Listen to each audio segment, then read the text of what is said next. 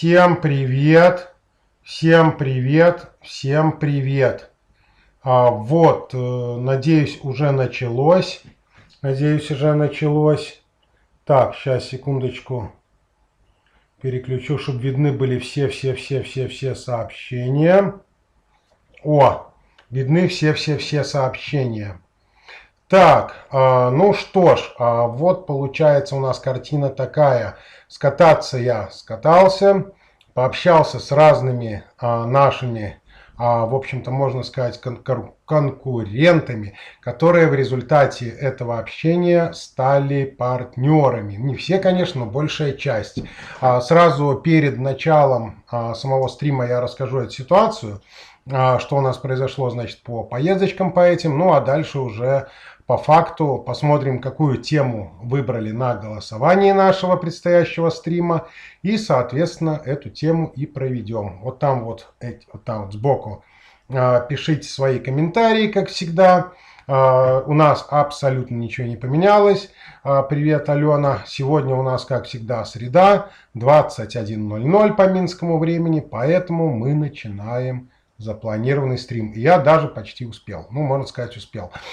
Что ж, пожалуй, приступим. Значит, расскажу сразу, значит, в общих чертах, к чему привела эта поездка моя, которая была.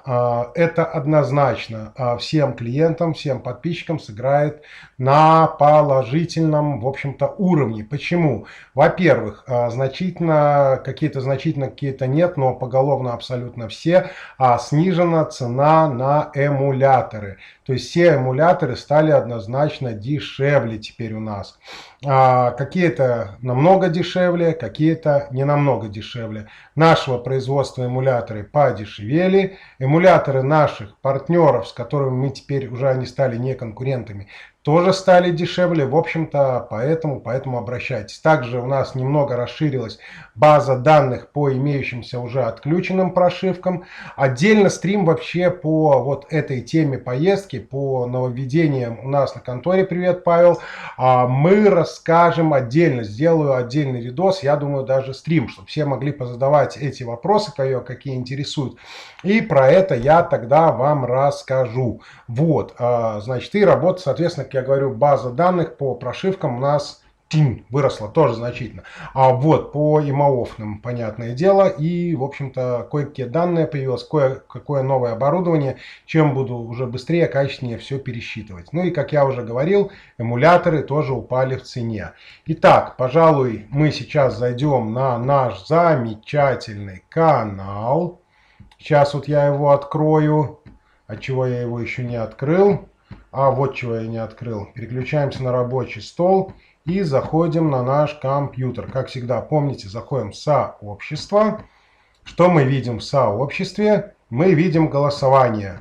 Вот наше голосование, которое произошло. Кстати, свой вариант, вот 2% выбрало свой вариант, да, но, как ни странно, почему-то свой вариант не оставили комментарий, не предложили. Пожалуйста, в дальнейшем пишите, если у вас есть свой вариант стрима, нажимаете свой вариант и оставляете его в комментариях. Нажмите и оставьте свой комментарий, какой вариант вы хотите. Соответственно, если я это увижу, то на какой-то из следующих наших стримов, понятное дело, этот вариант будет тоже вынесен на голосование. А вдруг ваш вариант окажется таким мега охренительно классным, я его выставлю даже без голосования. Такие варианты, в общем-то, тоже возможны. Поэтому вот нажимаем эту пимпку и выбираем. Так, обзор осциллографа Hantek у нас сегодня, китайского, модель 6022. Значит, сразу расскажу. Зайдем на наш, как всегда, чудный форум, да, вот видите, кнопочка форум здесь, здесь наш сайт, здесь наш телеграм-канал, куда все заходите, и вот здесь вот форум. Зайдем на форум, что мы там видим? Нет, мы попали туда, где китайское всякое продается, но туда мы заглянем чуть позже. Сейчас мы заглянем в техническую документацию, да. Привет, Автоэлектрик Минск. Так, где у нас документация? Вот. Откроем техническую документацию. И что мы там видим? Инструкции к Hantek на русском языке. Вот, в общем-то, инструкции на русских языках различным моделям осциллографов USB-шных. Привет, Александр тоже. Привет, Виталий. Вилла Леонардо, сори. Приветствую. Вот здесь мы находим описание на русском языке к различным моделькам Хантека USB-шного. Если у кого-то есть, тоже можете что-то выкладывать. Но это как бы еще далеко не все. В общем-то, понятно, вот мы пришли к выводу, значит, что мы сегодня обсуждаем осциллограф Хантек. Так, вернемся обратно сюда на камеру.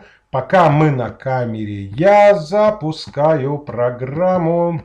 Единственное, что я вам скажу очень интересное. Наверное, это вам будет интересно, а может быть и не очень. Скажу откровенно.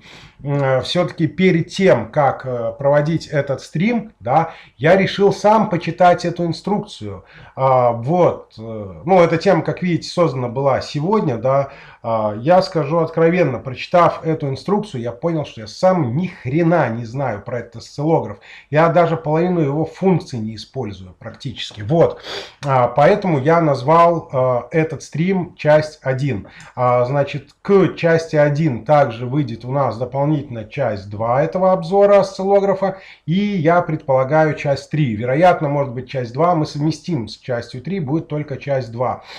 Почему я так считаю? То есть сегодня мы сделаем обзор по настройкам, по основным его функциям, а сделаем еще один стрим на автосике. То есть на машине покажем, как он работает непосредственно на машине и посмотрим, как, он видит, какие датчики, какие сигналы, откуда брать, ну и так далее. Вот такая вот картина. Поэтому сегодня у нас будет непосредственно стрим по самому осциллографу. Итак, вот это наше чудное устройство. Сумка у меня немножко от другого устройства, потому что он был в картонной коробке в целлофановом пакете. А в CM виде, в общем-то, понятное дело, надолго не хватило. Поэтому я решил вот такую вот сумочку использовать от другого устройства. Какое я говорить не буду, потому что это, в общем-то, по-большему не имеет никакого значения. Итак, открываем, значит, эту сумку. Что у нас есть в комплекте этого осциллографа? В комплекте осциллографа у нас есть вот такой вот чудный кабель USB раздвоитель. Как знаете, красный это дополнительное питание на сам прибор, черный это сигнальный провод. Понятное дело, оба надо подключать. Сразу это мы и сделаем. Сразу мы его и подключим. Да, кстати, касаемо русского языка в этом осциллографе, думаю, и не только в этом из хантеков, думаю, эта информация будет многим интересна. Об этом я расскажу чуть позже. В общем-то, сразу скажу, я не являюсь ни представителем этой фирмы. Приветствую, автомобильная грамота. Значит, понятное дело, это просто у нас обзор. Вот эта моделька нашего осциллографа, который мы сегодня будем обзирать. Что в нем есть? В нем есть вход двух каналов, понятное дело. Есть у нас генератор импульсов и есть масса, понятное дело. С этой стороны у нас есть вот такой вот чудный разъем для подключения USB. А вот это у нас написано USB-XE, какой-то разъем. Не знаю, я предполагаю, что это что-то для прошивок или для чего-то еще. Если откровенным быть, я так и не разобрался. Что это за штука такая, обманывать не стану. В общем-то, если кто знает, что это такое, можете прямо сейчас внизу написать. Ну, вот там, в смысле, сбоку, что это за штукенция такая. Вот, собственно говоря, сейчас я уже, пожалуй, переподключусь на осциллограф. Привет, автомобильная грамота, кстати, тоже, да. Вот, втыкаем, значит, само устройство. Переключусь на USB, чтобы, на какой USB? На рабочий стол, чтобы он был виден. И переподключимся сюда. Вот, значит, программный продукт наш. ПВМ. Вот. Он подключился. Привет, Евгений. Так, что у нас сразу стало? Я переключусь опять сюда. Нет, отсюда. На экран, на камеру. После подключения у нас вот здесь вот сверху, надеюсь, видно, замигал зеленый светодиод. Это говорит о том, что наш приборчик отлично заработал. Я еще сейчас расскажу, что у нас есть в комплекте. Как я уже говорил, в комплекте есть один замечательный щуп. вот такой вот, значит, что у него есть? Можно, вот это понятное дело, масса, это контакт сам непосредственно. К контакту, чтобы не мучиться, для того, чтобы нацепиться на какой-то провод, есть еще вот такой вот чудный переходник. Мы нажимаем, у нас вылазит вот такой вот крючок. То есть нацепили на какой-то провод прищепку и вперед. На одном щупе у нас есть вот такой вот замечательный переключатель 10х или 1х. Ну, то есть умножение самой вот высоты этой амплитуды на самого входного напряжения, грубо говоря, в 10 раз умножает. Ну, то есть, если там надо словить, то вот так вот на единичку ставим, либо на 10. Также здесь у нас стоит подстроечный конденсатор. Вот здесь внутри, но об нем, это уже для настройки осциллографа надо, один раз щуп надо настроить. Об этом я расскажу отдельно, если вам об этом интересно будет. Что у нас еще есть в комплекте? В комплекте у нас есть второй щуп, который... Ой, все посыпалось, я до сих пор даже не распаковал. Нет, все-таки я был неправ, на нем тоже есть 1.10 этот переключатель. И, соответственно, тоже вот такой подстроечник. Про эту подстройку мы с вами сделаем отдельный стрим. Тут еще у нас вот такой вот. Вот это отвертка, кстати, да. Я ее так и не достал. Это вот для настройки этого конденсатора. Также вот такие вот чудные прокладочки. Это вот сюда они одеваются для того, чтобы можно было помечать. Приветствую, Виктор. Какой у нас щуп, ну то есть первый, второй и так далее. И второй комплект, отверточка и еще одна такая штукенция. Для чего-то еще вот эта насадка, честно говоря, маленькая есть, вот это. Но я даже не знаю для чего она, потому что, в общем-то, не вникал в этот вопрос. Что у нас еще есть на диске? На диске у нас есть инструкция на него тоже. Но инструкция не полная далеко, чисто про характеристики написано. И, в общем-то, на этом все останавливается. У него, кстати, 20 МГц частота. Судя по тому... нет, 60 МГц это напряжение. Так, Baud with DC 60 МГц, 100 МГц, 200 МГц, не понял. А на нем написано у нас... Bandwidth 20 МГц. И Simple Rate 48 МСС. Вот.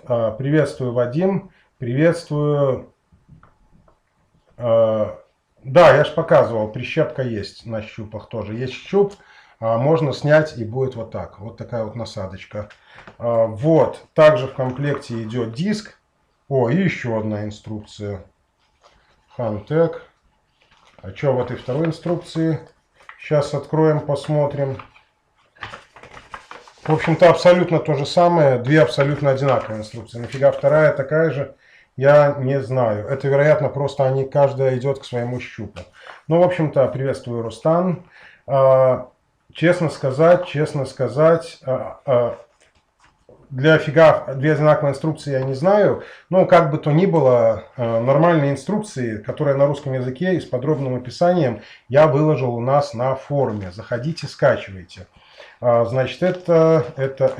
Да, вот, когда я прочитал эту инструкцию, как я уже говорил, я понял, что я ни хрена осциллограф вообще даже на половину функций не использую.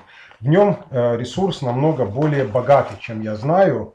Поэтому, как я уже говорил, так, что только стикеры полотны. Платные стикеры, не знаю, честно сказать, не вникал. Там можно вроде как донат просто отправить, $1 нажать. Но это не главное, если хотите, как бы можете донаты, да, сюда. Можете донаты в этот самый скидывать на Яндекс, либо на телефон. Там ссылки у нас везде есть. Так, ну что ж, будем, наверное, подключать его, досмотреть, что... вот и нифига не угадали. Сейчас, перед его подключением, мы сначала сделаем чудное дело. Ответим на вопрос одного из наших подписчиков, которые есть на чате. Человек в чате, просто уже, к сожалению, не вспомню, кто конкретно, задавал вопрос о том, что какие языки есть непосредственно в комплекте. какими языками можно пользоваться. Итак, зайдем в утилиты. Базовые были 3 языка. Китайский непонятно какой. Также был китайский, какой-то новый китайский, и был английский. И, о чудо, воспользовавшись вопросами нашего, в общем-то, человека, который спрашивал об этом в чате, я начал искать языки, и я нашел русский. Форум будет он также выложен внизу, нет, да, или внизу будет под видео, или на форуме.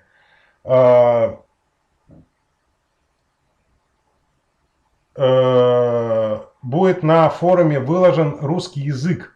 Значит, единственное, я не знаю, help базовый на русский, наверное, не перевелся, да, о программе. Да, к сожалению, на русский help базовый не перевелся, но русскую инструкцию я вам, в общем-то, сказал, где скачать подробную русскую инструкцию для этого осциллографа. Итак, что у нас в нем есть? Значит, у нас есть... Что у нас в нем есть? Ну вот, собственно, сам Инстаграм. Блин, это Инстаграм выскакивает, кто-то пишет внизу, выскакивает сообщение. Не знаю, у вас видно или нет. Значит. В общем-то, вся инструкция становится абсолютно на русском языке. Возьмем, значит, первый щуп. Не путайте, главное, к какому каналу его подключается. Тут написано CH1, да, и CH2. Соответственно, мы его подключим к CH1 каналу. И давайте, чтобы уже показать вам какой-то красивый внешний сигнал. Тик-чик, это я до него пальцем дотрагиваюсь. Подключим к генератору импульсов его. Правильно? Правильно. Вот он у нас генераторчик. Думаете, это все? Не, еще массу надо одеть обязательно. Кажется, масса, а дело нужное. И для того, чтобы его настроить, нажимаем автонастройку. Это, наверное, самый простой вариант. Вот наш, значит, первый канал, он у нас желтенький. И вот какой импульс мы видим по результату. Так, а кто что писал? Что-то я говорил. Так, Саня, камера фиговая. Ну да, так я же говорил еще на прошлом стримчике о том, что если хотите хорошую камеру, надо задонатить. Вот, что у нас получается. CH1. Вот его характеристика номер 1. Вот у нас его характеристика номер 2. То есть, грубо говоря, деление 0,5 вольта, то есть 500 милливольт. Грубо говоря, вот вся эта амплитудка у нас получается. Раз, два, 3, 4. 4 на 0,5 это у нас 2 вольта получается, да? Так, что-то за 40, хотел что... Да, прямоугольный импульс. Это сигнал с вот этого вот чудного генератора. Сигнал с генератора импульсов. Так, что-то я дернул.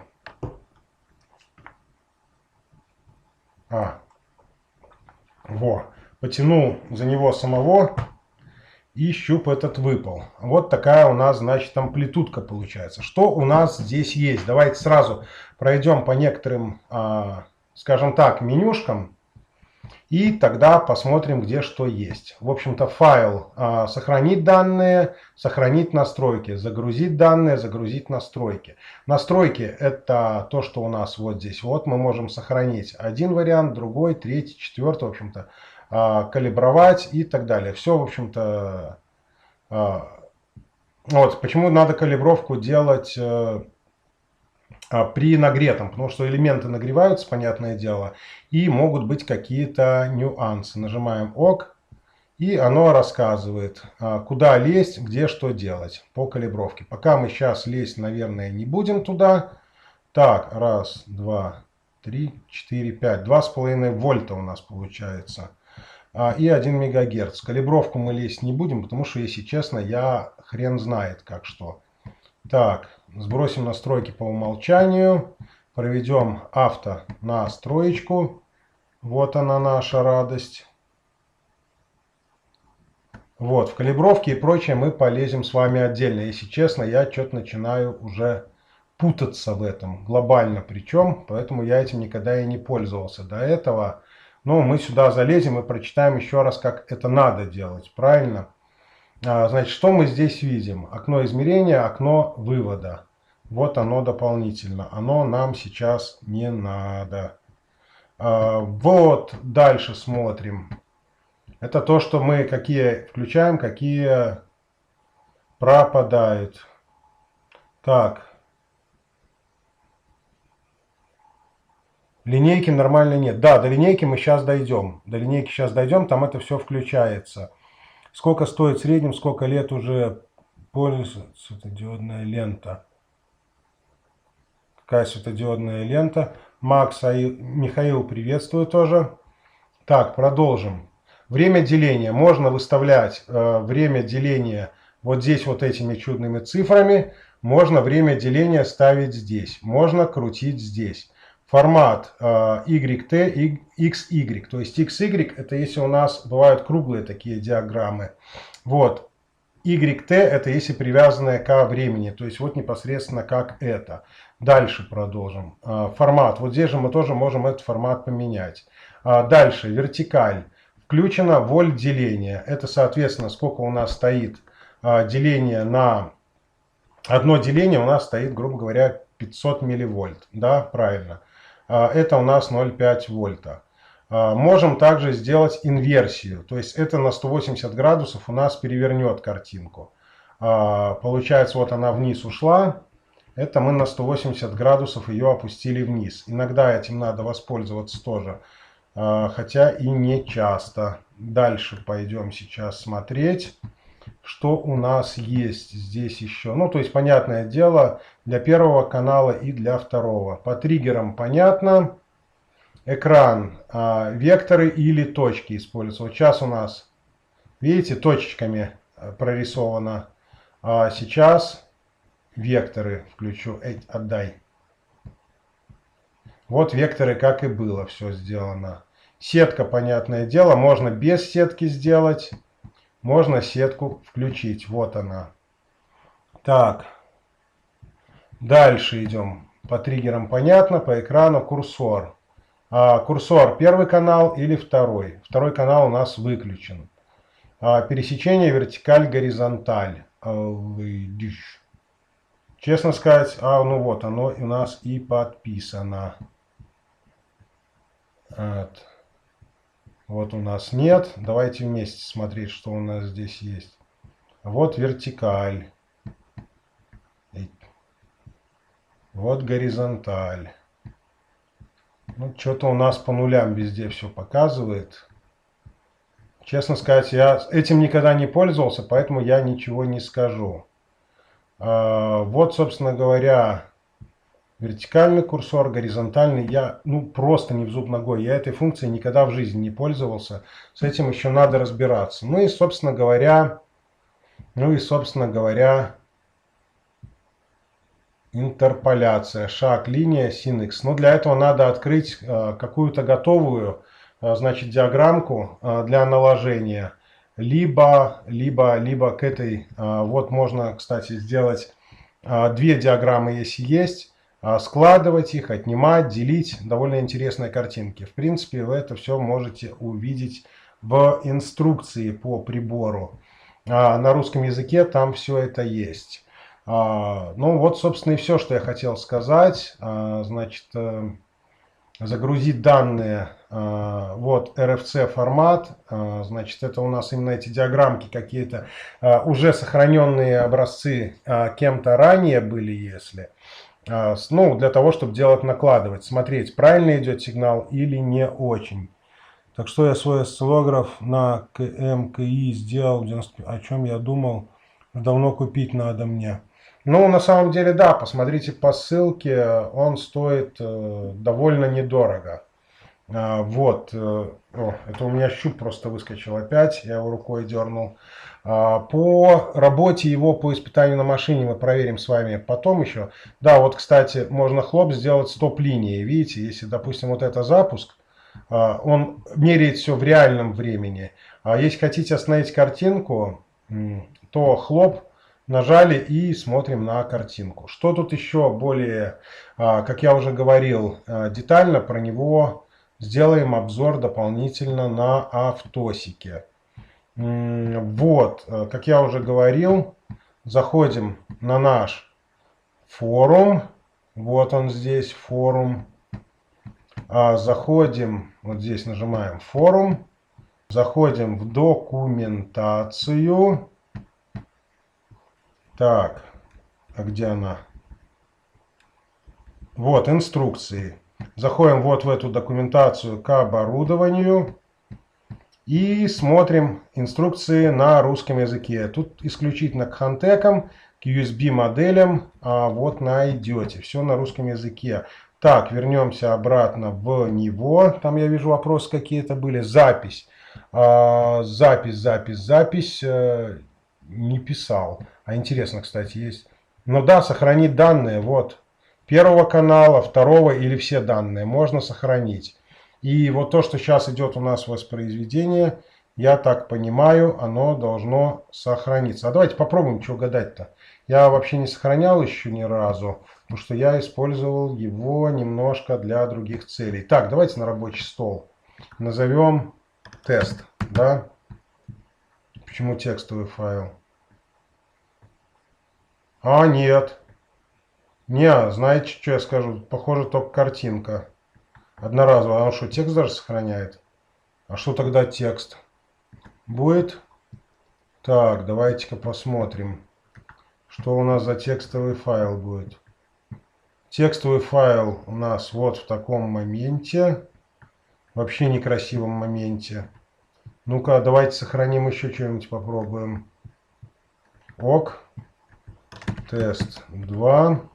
Сохраним его. Битмап, что ли. Что-то мне это немножко подрастроило. Вот. А тогда все-таки картинка есть у нас.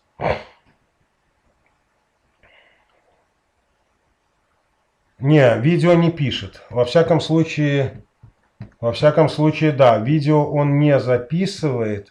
Либо оно где-то есть, но нету видео, да. Похоже, видео он не умеет писать. А что там ниже у нас? А ниже у нас ничего там. Как бы еще я скажу, что у меня версия программы старая, потому что в описании, давайте, наверное, тогда откроем его все же. Почему-то мне кажется, что в описании там было побогаче немножко информации. Давайте я сейчас его открою. Потому что в описании, я скажу честно, там было побольше всего на экране. Так, а тут вообще 1.0.1 написана модель. Интересно, кстати. Надо полазить еще дополнительно по программам посмотреть, потому что это у меня та, которая была выкачана в самом начале еще, которая пришла, значит, этот самый. Смотрите, я сейчас открою фотографии здесь программы. Посмотрим, что будет там. Внешне все то же самое, самокалибровки. Вот, смотрите, 12. Что это у нас закладка 12, да? Отображается выходное окно. А что у нас там? Output. Ну да. Наверное, там вот в триггерах у нас есть. Save Data, Save Setup. Ну да. Есть подозрение, что видео он все-таки не пишет, наверное. Только статическую картинку. Ну да. Только статическую картинку, похоже. Я, конечно, еще перечитаю дополнительную информацию, но, к сожалению,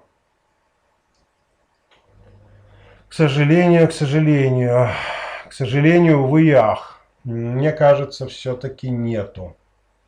Ну, почему мало чем отличается? Как минимум еще второй канал есть. Ну и вот наш триггерок. Вот такой вот. Ну так про него уже было написано. Да, согласен. Согласен абсолютно. Вот такой вот чудный прибор. Ну, единственное, что, опять же, тут написано, что он 20 мегагерц тянет. А тянет ли стационар или нет, под вопросом. Под вопросом. Так, ну, в принципе, наверное, пока по нему и все, что я могу сказать. Так, да. По сути, можно и скриншоты делать. Можно и скриншоты делать. Кстати, а ну-ка давайте, раз уже мы дошли до этого, и мы уже лазаем по нашему чудному форуму. У нас тут добрый человек, один из наших подписчиков, выкладывал осциллограммки. Давайте просто какую-нибудь скачаем для умного вида, да, и попробуем, посмотрим, в каком они там формате лежат. Я прямо сейчас скачаю, благо интернет шустрый. Попробуем просто открыть какую-нибудь картинку и. В каком они вообще формате? Ну, давайте вот Audi, первое попавшееся. Ping GIF JPG. Ну, может и не возьмет. Нет, тут свой формат, там свой формат. По сути, та же картинка, складывать у нас так не получится. Как бы я видел, что есть сторонние программные продукты под него. Я думаю, мы с вами сделаем еще дополнительный стрим, кроме того прочего, в котором я попробую использовать сторонние какие-то программы, которые я не использовал до этого, и посмотрим, что у нас будет там, по сути. Может быть, там это появится, потому что в базовой программе, как видите, записи видео все-таки нету. Если честным быть, оно мне до сих пор как бы тоже и не надо было ни разу. Я обычно смотрю, сигнал есть, сигнал нету. Сигнал похоже на правду, не похоже на правду. На этом обычно и заканчиваю. Но, судя по всему, я понимаю, что, наверное, было бы неплохо, чтобы оно было. Так как, в общем-то, нашел я несколько интересных сайтов по этому осциллографу. Я сегодня-завтра поползаю по ним, поищу. И там, я помню, были различные сторонние софты, написанные не Хантеком, а другими конторами, ну или другими частными людьми. И, само собой, сделаю очередной стримчик, в котором я более детально, наверное, про это расскажу. Вот. Да, я вижу, Диамаг, наверное, может быть, будет по некоторым понятиям более интересен для профессиональной работы, чем этот Хантек. Это однозначно. То есть сегодня я убедился, что, наверное, Хантек более бюджетный вариант все-таки. Более бюджетный, чем Диамаг. Но опять же, посмотрим, что могут делать софты сторонних производителей, не родные, значит. Вот, и основываясь на том, что мы там увидим, будем уже делать какие-то выводы. Да, значит, смотрел и с датчика коленвала сигналы, и смотрел с датчика распредвала, само собой, открывал двумя щупами этим и этим, и смотрел, чтобы оно было красиво. Также смотрел, да, в принципе, много чего. Лямбду смотрел.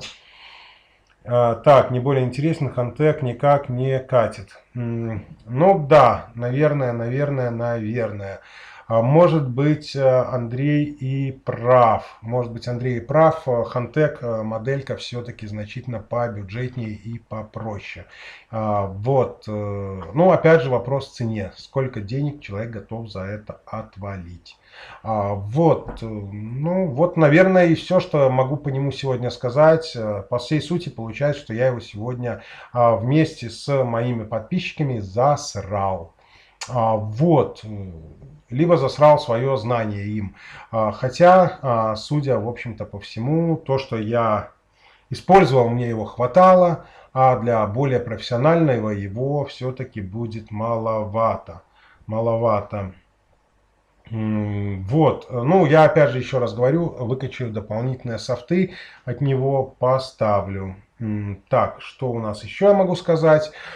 Пишите вот здесь вот свои мнения сбоку, а я вам пока расскажу еще раз то, чего дала поездка. Как я уже говорил, кто смотрел не с самого начала, видео у нас будет в записи, посмотреть можно будет с самого начала, кто пришел позже. Но повторюсь еще раз, поездка моя по нашим серьезным конкурентам, не по клиентам, конечно, кто этим занимается, а по конкурентам. Встреча принесет однозначно пользу для клиентов, для наших, для подписчиков и так далее. Наша база данных по прошивкам отключения иммобилайзера значительно расширилась. Также значит, эмуляторы однозначно будут теперь ниже в цене, эмуляторы иммобилайзера.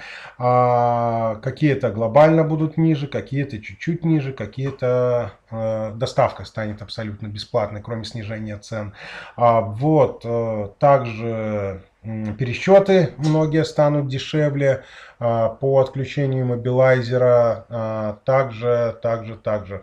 Ну, в общем-то, еще будет куча некоторых новостей. По значит, серверу, о котором также у нас шла беседа немного ранее, группа там тоже на Телеграме нас ждет, будут тоже новшества. Уже, в принципе, примерно прикидано, как что сделать, как что это, в общем-то, дальнейшее развитие самой процедуры.